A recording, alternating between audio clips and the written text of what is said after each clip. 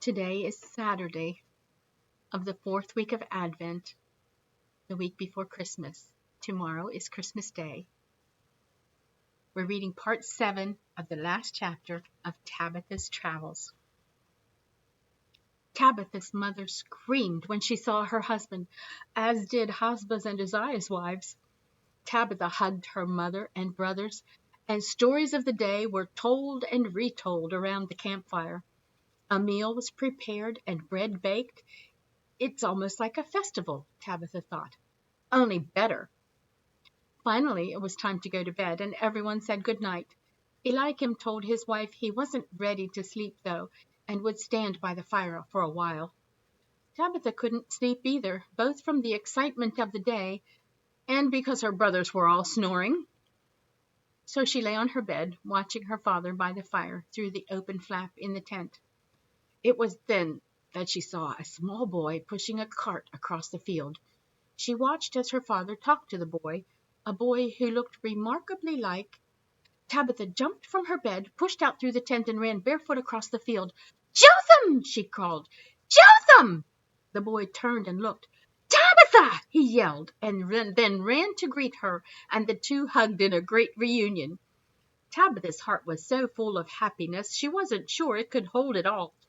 But a moment later a thought struck her, and she broke away from Jotham and ran back to her tent.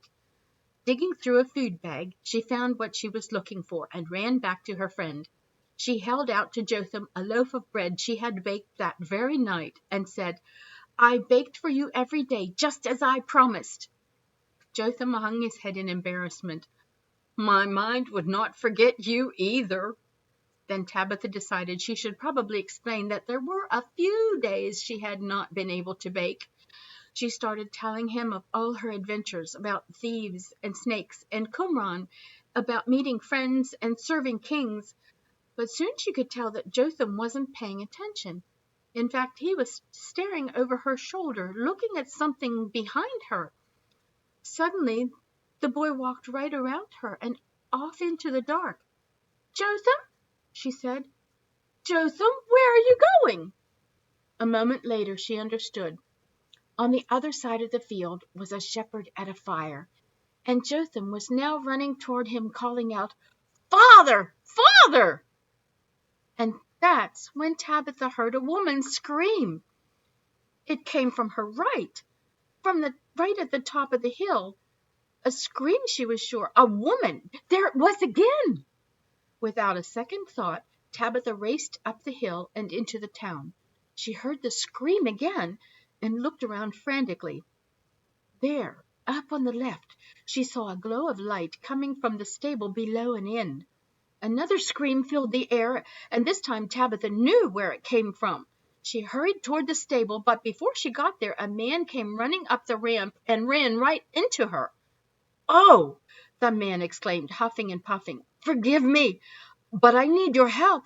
Quickly, child, run down to the next street. 2 doors on the right. Fetch me the midwife Dorcas." The man's face was flushed, and he seemed very nervous. "Tell her to come to the end of Hazra," he continued. "A baby is to be born at any moment."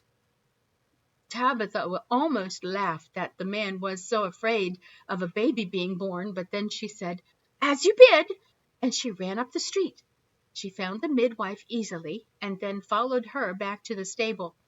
There she saw the woman about to give birth, lying on a bed of hay next to a trough used to feed animals. It was dark in the stable, with only the light of one small oil lamp pushing back the blackness. But even in that dim light, Tabitha could see the grimace of pain and the sweat of labor on the woman's face. It was a look she had seen many times before when the women of her caravan gave birth. Still, Tabitha could see that the woman had a beauty about her that was more than just pretty eyes or a handsome face. She seemed to glow from within. Tabitha gasped. This was the same woman she had helped on the road to Herodium. "Do you think this will take long?" The voice startled Tabitha, and she jumped. She spun to her right to see the husband of the woman wringing his hands and looking nervous. "I do not know," Tabitha said. "Sometimes labor goes quickly. Sometimes it's as slow as a donkey. Is this her first baby?" The man got a funny look on his face, a look that seemed to have a whole story behind it, but he just said, "Yes, it is most assuredly her first child." Tabitha shrugged.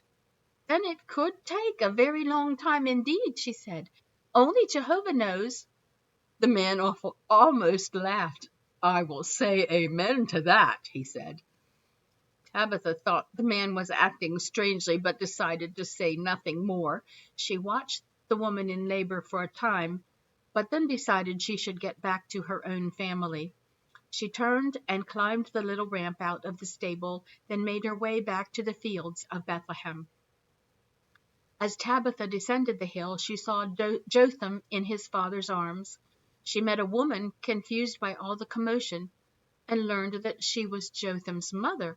Tabitha led her over to be reunited with her son, and then returned to her own camp, where she heard how Jotham had killed the old thief Decca. There was great rejoicing among all the people then, rejoicing that Jotham had found his family, rejoicing that Decca of Megiddo was no longer a threat. Tabitha found her father amidst all the cheering and laughter, and gave him a hug around his waist. "I shall never again leave your side," she said. She looked up into her father's smiling face and thought that nothing in the world could possibly be better than this. In the next moment, Tabitha was proven wrong, as a bright light, brighter and more beautiful than any light she had ever seen, filled the sky above their heads. Consider this.